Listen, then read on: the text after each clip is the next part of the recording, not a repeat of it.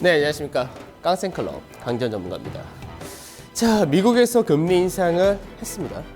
시장에서 전망한 대로 그런 결과가 나타났는데, 사실 이제 금리 인상을 앞두고 시장에서는 굉장히 많이 많았죠. 저는 이 시간을 통해서 계속해서 얘기를 해드렸던 부분이 시장에서 선반영이 되어 있는 상태고, 몇 년 전부터 지금까지도 계속해서 반영이 되어 있기 때문에 장기적으로 불확실성 제거라는 측면에서 오히려 악재 해소다, 이런 식으로 말씀을 드렸었는데, 여전히 이제 금리 인상한 거에 대해서 아직까지도 오늘 뭐 뉴스라든지 이런 거 보니까 뭐 금리 인상으로 인해서 신흥국의 충격이 불가피하다, 그리고 달러의 강세가 이어질 수 있기 때문에 이런 부분도 안 좋다, 이런 얘기를 아직까지도 하고 있습니다. 사실 우리가 달러 강세라든지 이런 거는 이제 이달 초에 꺾였다는 거는 확인을 했었고, 사실 어저께 얘기했던 부분 중에서 저는 개인적으로는 이제 달러가 좀 더 크게 꺾기를 좀 바랬었는데, 그렇게까지는 나타나지 않고 이 부분 역시도 시장에서는 선반영이 되었다, 이런 쪽으로 해석을 해버린 그런 케이스였죠.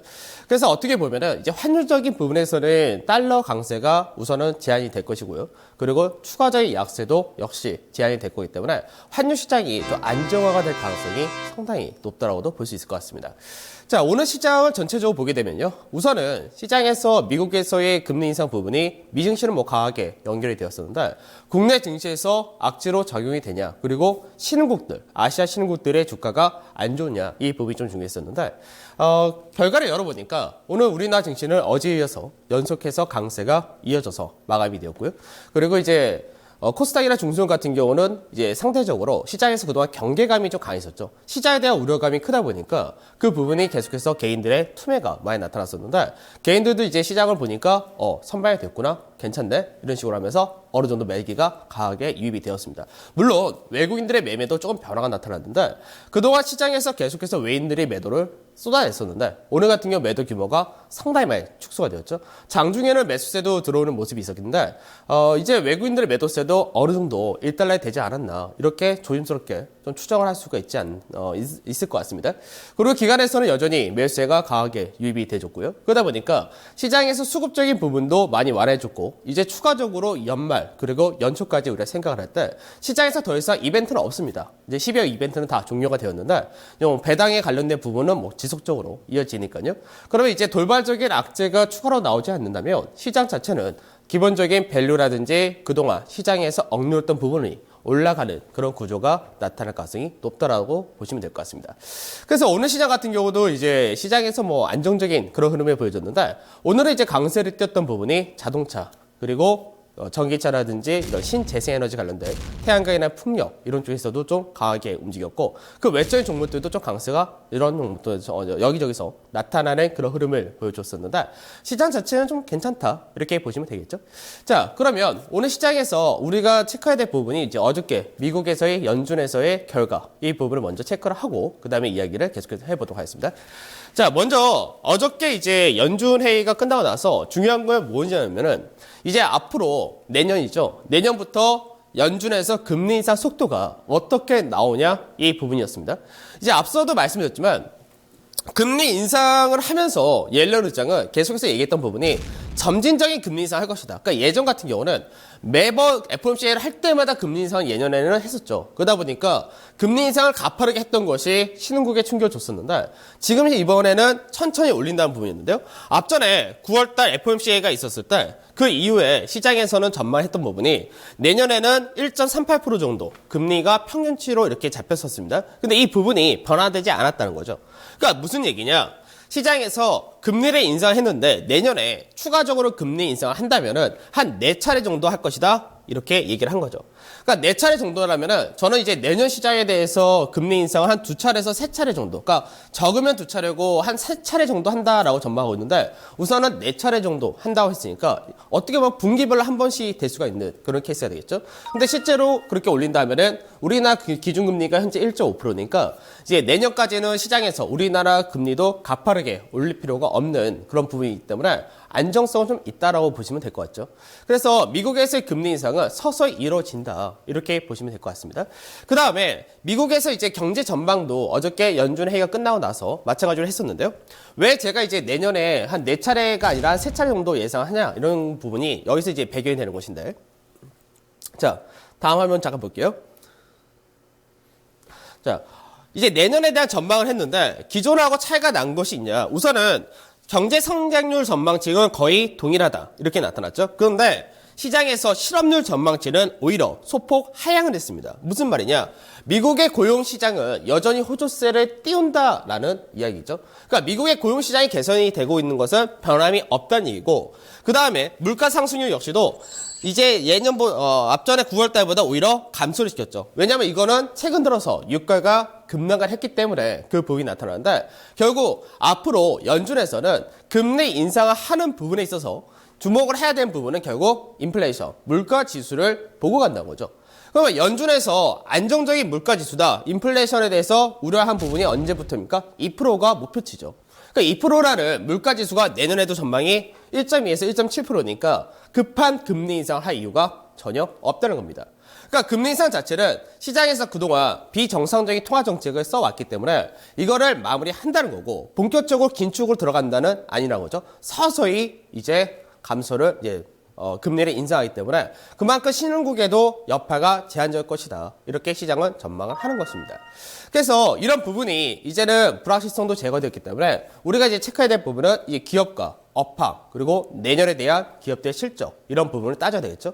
사실 이제 제가 개인적으로 바라는 건 뭐냐면, 이제 선진국하고 신흥국하고 그동안에 수익률 차이가 어마어마하게 났었기 때문에 이제 신흥국이 그동안 이제 저평가를 받고 신흥국이 사실 안 좋기도 했었는데, 이 부분을 얼마큼 빨리 회복하냐, 이 부분이 더 중요하다고 보고 있고, 선진국보다는 신흥국이 더 주가가 올라가기 좀 바라고 있는데, 이 부분이 이어지느냐가 사실 내년 시장에서는 가장 중요하다라고 보시면 될 것 같습니다. 특히나 미국의 경제 전망이 좋기 때문에, 미국의 경제 전망이 좋다는 얘기는 시장에서 선진국에서부터 신흥국으로 연결되는 낙수 효과라고 하죠. 경제적인 효과가 이어지는 부분을. 그래서 이 부분이 나타날 수 있냐, 이 부분이고, 이거는 이제 국내 증시에서도 상당히 영향받는 섹터들이 나오는데, 우선은 미국에 대한 수출이 많은 그런 섹터들이 모멘텀을 받을 수가 있습니다. 뭐 자동차가 오늘 그 대표적인 케이스다라고도 볼 수 있고요. 마찬가지로 IT 부품이라든지 IT 가전제품 같은 미국향 수출이 높은 제품들, 그 의류도 해당이 되겠죠.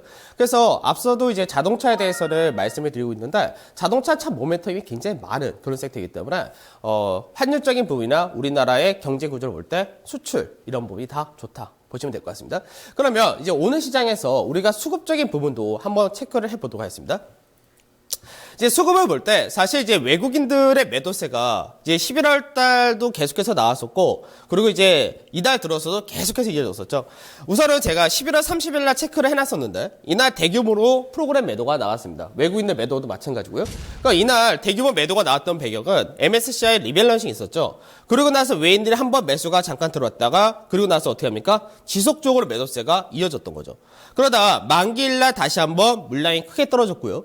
그리고 나서 이제 계속해서 매도세가 이어졌는데, 바로 FOMC 회의가 있기 전날인 어제 같은 경우는 앞전보다 매도 규모가 2천억, 3천억대에서 1,000억대로 축소가 되었고, 오늘 같은 경우는 650억, 상당히 많이 축소가 되었죠.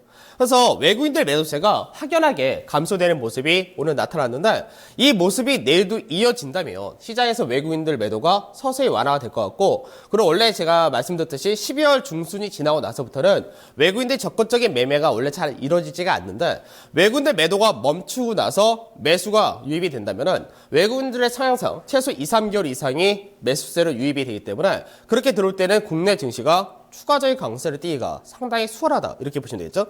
그 다음에 최근 들어서 매수의 중심은 역시 기관이죠. 그러니까 기관 같은 경우도 마찬가지인데, 금융투자라든지 보험 같은 경우는 시장에서 배당을 누린 프로그램 매수를 많이 합니다. 그러다 보니까 시가총액 상위 종목들이 상대적인 강세가 계속해서 이어졌던 것인데, 이제 오늘 같은 경우는 금융투자나 보험이나 추가적인 매수가 크게 들어오지는 않았죠. 근데 시장에서 계속해서 이쪽에서 매수가 들어오면서 그동안 시장에서 약간 관망을 하던 쪽이 있었습니다. 연준 회의가 나타나기 전에. 그게 바로 연기금이었죠. 그래서 연기금 같은 경우는 시장에서 매수세가 다시금 크게 늘지 않는 상태에서 오늘 다시금 매수를 늘리는 그런 모습이 나타났기 때문에 시장에서 기관 투자자들도 불확실성이 제거됐다 쪽으로 무게를 실어준 것이고요.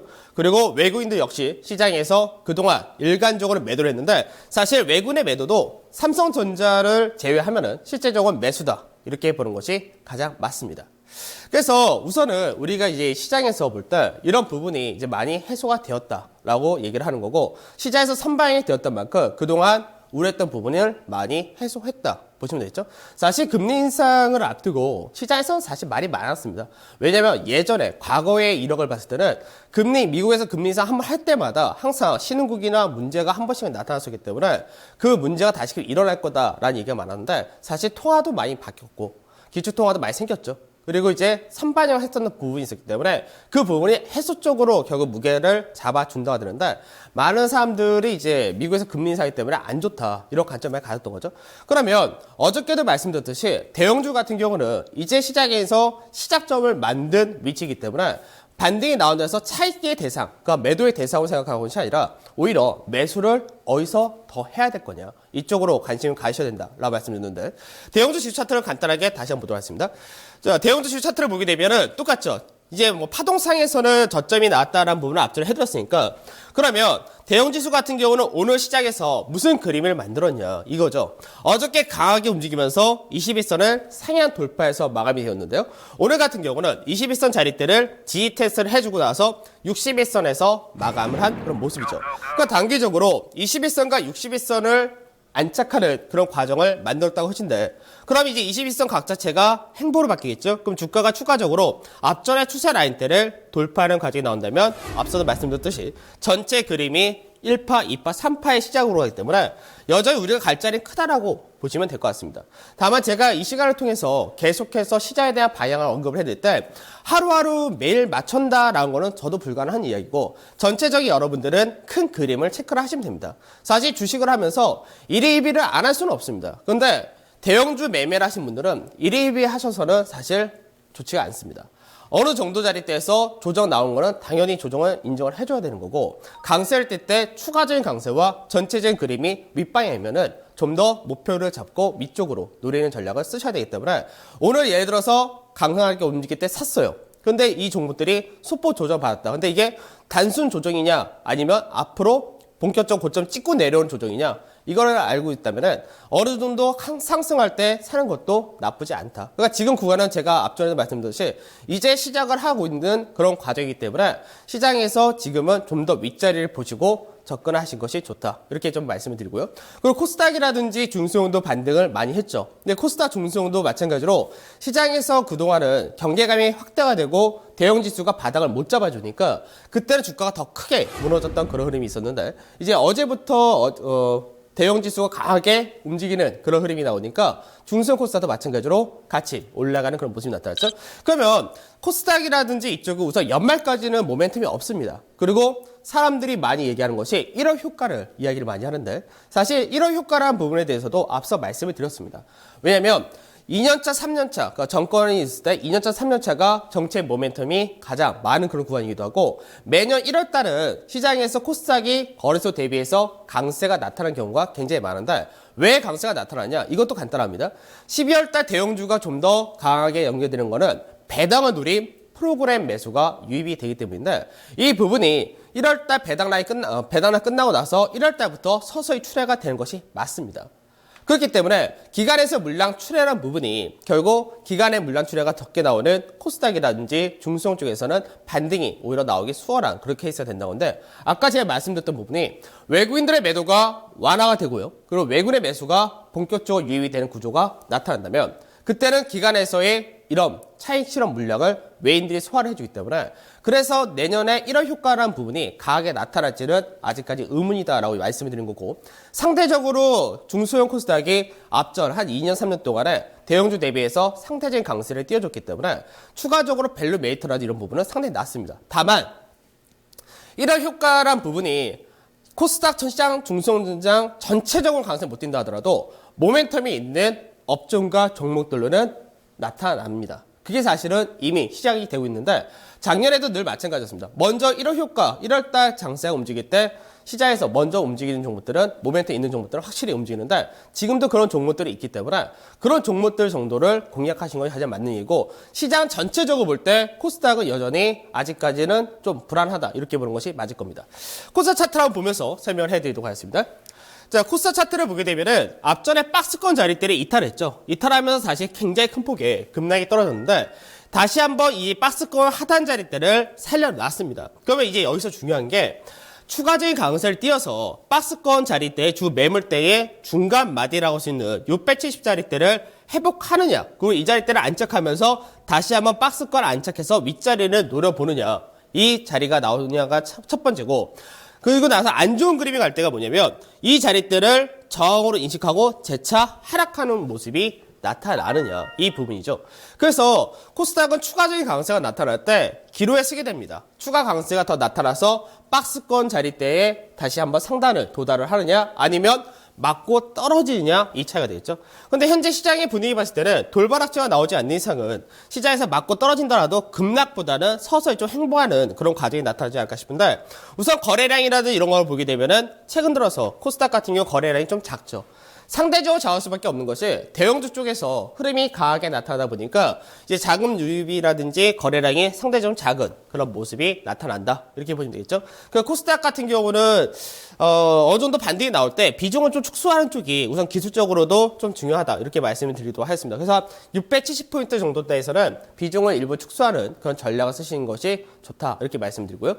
그 다음에 시장에서 이제 오늘 태양광 관련주라든지 전기차 관련주 또 강세가 나타났죠. 뭐 LG화학 같은 경우도 올해 이제 신고가 자리대 그 라인대에 거의 다 다다른 그런 모습을 보여줬고, 하나케미칼 같은 경우는 연중 신고가를 경신하는 그런 흐름이 나타났는데, 배경이 뭐냐?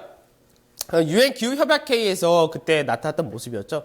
그러니까 유엔 기후협약회의에서 사실 여러 가지 얘기가 있었습니다. 예전에 교토의 정서라고 해가지고 그때는 이제 미국하고 중국이 빠져 있는 그런 상태에서의 이제 배출가스, 온실가스를 좀 감축하자, 이쪽이 있었는데, 이번 파리 기후협약 같은 경우는 시장에서 어느 정도 선진국과 신흥국 모두 다 동참을 해서 합의를 봤다는 부분이죠. 그래서 이런 부분이 이제 앞으로 신재생 에너지 쪽으로 모멘텀을 줄 수가 있는 것인데, 그러니까 신재생 에너지는 사실 10년 전쯤에 아주 강하게 모멘텀 받았었습니다. 근데 그 당시에는 시장에서 어떤 쪽에서 관심을 받았냐면, 유가가 급등이 나오다 보니까 유가 급등에 따라서 대체 에너지 쪽에서 관심을 받았다면, 지금 같은 경우는 대체 에너지가 아니라 환경이라는 거죠. 환경에 대해서 관심이 높아진 거고, 환경을 위해서 신재생 에너지에 대해서 부각이 다시 한번 이뤄진다, 이렇게 보시면 될 것 같습니다. 그래서 우리나라 같은 경우도 이제 온실가스를 감축하는 부분에 대해서 좀 제시를 했는데, 사실 좀 제시한 부분이 좀 약간 과하긴 굉장히 과합니다. 사실 이렇게 될 수 있을지 저도 굉장히 의문이 드는데, 한번 보도록 하죠. 그러니까 2030년까지 우리나라에서 온실가스 배출 목표를 굉장히 많이 줄여놨습니다. 현재 694만 규모가 이제 100만 톤 단위인데 694라는 수치에서 535까지 줄인다는 건데, 현재 2030년까지 현재 구조로 간다면은 상당히 크게 증가를 할 수밖에 없습니다. 그런데 이거를 굉장히 큰 폭으로 축소를 한다는 건데요. 사실 이렇게 하려면은 우리나라를 비롯해서 우리나라 뭐 웬만한 산업이라든지 그런 구조가 싹 다 바뀌어야 됩니다. 사실 이루어지기가 굉장히 어려운 내용인데, 성장성이나 부분과 정부에서 이렇게 하기 위해서 어떤 정책들을 내놨냐, 그 부분인데, 현재 가장 먼저 발표한 정책이 수소차죠.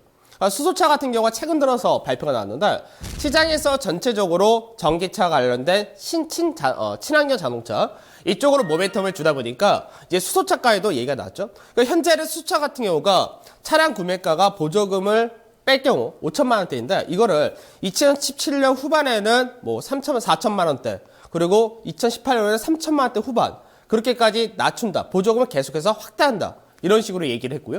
거기다가 추가적으로 여러 가지 혜택을 준다 얘기를 하고 있습니다. 뭐 2030년대 때는 전체 신차의 10% 정도 비율을 이제 수소차로 맞추겠다라는 얘기를 했기 때문에 그만큼 정부에서 친환경 자동차 관련된 모멘텀을 만들고 있다는 거죠. 그러니까 지금 앞전까지는 전기차 관련된 부분만 부각이 되다가 이제 수소차가에도 부각이 되기 때문에 시장에서 단순히 전기차 모멘텀이 이제 수소차가에 확대되고 전체 자동차 섹터도 다 연결이 될 수 있는 그런 케이스다, 이렇게 봐야 되겠죠. 그래서 현대차 그룹을 비롯해서 이런 자동차 부품이라든지 이쪽으로 연결된 사업들은 앞으로 내년에도 굉장히 좀 강한 모멘텀을 받을 가능성이 높다, 이렇게 보셔야 될 것 같습니다. 그래서 이런 부분들이 앞전에는 이제 단순히 대체 에너지 관련해서 지금은 뭐 친환경 이쪽으로 모멘텀을 줬고, 이 부분도 역시 모멘텀을 추가로 준 것이 유엔 기후 협약, 그리고 미국에서도 마찬가지로 이제 보조금을 더 확대하는 정책을 다시금 핀다, 이런 쪽으로 얘기가 나오기 때문에 이런 부분이 좀 강하다 보시면 되겠죠. 그 다음에 시장에서 뭐 태양광 관련 사업도 마찬가지인데요. 태양광 관련 사업이 예전에는 항상 어떤 식으로 움직이냐면 유가가 크게 급등을 하면은 태양광 관련 사업들이나 풍력주들이 움직였습니다. 근데 지금은 유가는 굉장히 무너졌죠. 그런데도 이런 종목들이 한 10년 만에 다시금 부각이 되는데 아까 말씀드렸듯이 환경입니다. 그러면 실제로 글로벌 태양광 발전 산업 같은 경우는 어떻게 가느냐? 규모는 여전히 높게 증가를 한다. 이렇게 시장은 전망을 하고 있죠. 실제로도 중국이라든지 인도, 유럽 쪽에서 굉장히 크게 늘리고 있는데 처음에는 미국과 유럽 정도가 이런 모멘텀을 갖고 있다가 이제 인도와 중국이 점차 증가하는 그런 흐름으로 가고 있고요. 그 다음에 앞전에는 태양광 산업을 하는 데 있어서 설치 비용이 굉장히 비쌌습니다. 근데 지금은 설치 비용이 기술력도 굉장히 높아졌고 그리고 치킨 게임, 그러니까 경쟁사들도 너무 많이 늘어나다 보니까 그 부분이 가격의 하락으로 연결됐는데 최근 들어서 태양광 모듈이라든지 태양광 웨이퍼를 설치하는 단위 비용이 1달러 미만으로 낮춰져 있는 그런 상태이죠. 그래서 이런 부분들이 시장에서 신재생 에너지 쪽으로 다시 한번 부각을 시킬 수 있는데 사실 여기서 이제 우리가 촉매자라고 할 수 있는 어떤 모멘텀이 하나 더 들어와야지 모멘텀이 더 강해지는데 유엔 기후 협약이 들어왔고요. 그 미국에서 이제 내년에 대선이 있는데 미국 대선을 앞두고 민주당하고 공화당하고 정책이 여전히 차이가 굉장히 많이 납니다. 공화당 같은 경우는 현재 진행되고 있었던 바이오 헬스케어 이쪽에 이제 오바마 정권 들어오면서 굉장히 좀 강하게 움직였는데 이 오바마 헬스케어를 폐지하는 그런 법안을 계속해서 얘기를 하고 있는 것이고 반대로 민주당 같은 경우는 신재생 에너지 쪽을 더 확대를 해야 된다. 이런 식으로 얘기를 하고 있습니다.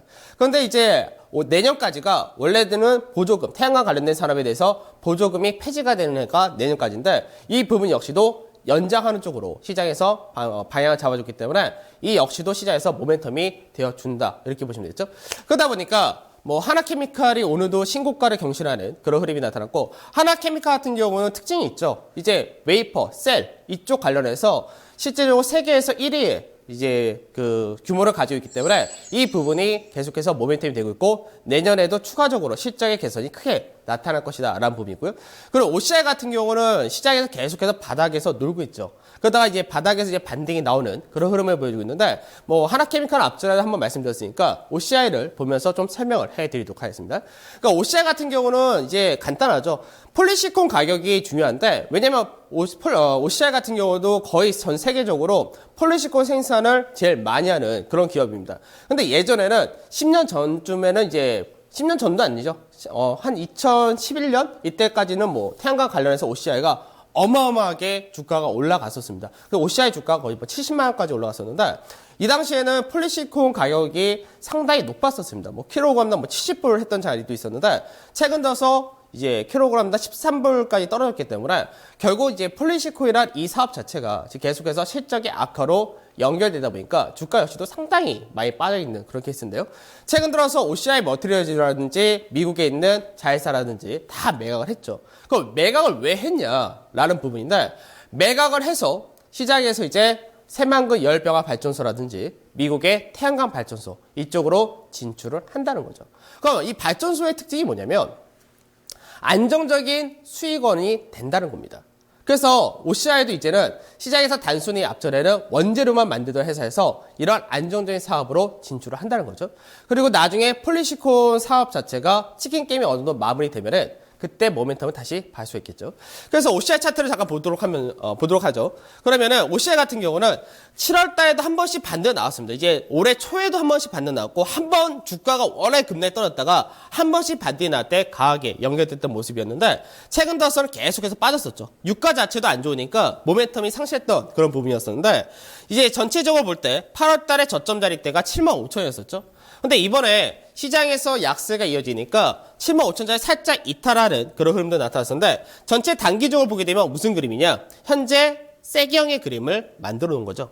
세기형 그림을 만들고 나서 저점 대비해서 계속해서 파동을 위쪽으로 세 번째 돌파 마디를 만들었고 최근 들어서 거래량의 증가 역시도 상당히 강하게 연계되었죠. 그러다 보니까 이번에 추세를 돌파할 가능성이 상당히 높아지는데 추세를 돌파한다면 단기적으로 89,000원에서 95,000원, 96,000원까지 열려있기 때문에 이 61선 전후의 자리대와 이 자리대 돌파하고 안착하는 과정 가질 때 추가 상승을 크게 볼 수 있다. 이렇게 보시면 되죠. 그러니까 단순히 시장에서 하나케미칼은 신고가를 경신하는데 OCI 같은 경우는 바닥에서 아직까지 놓으니까 이 종목 안 돼 이런 게 아니라 어느 정도 내년에 대한 업황에 대한 성장성 이런 것들이 다시금 나타나고 바닥에 대한 인식이 형성되면서 모멘텀이 들어오게 되면은 주가 역시도 바닥권에서 상당히 강하게 움직일 수 있습니다. 그러니까 많은 투자자분들이 이런 얘기를 많이 하죠.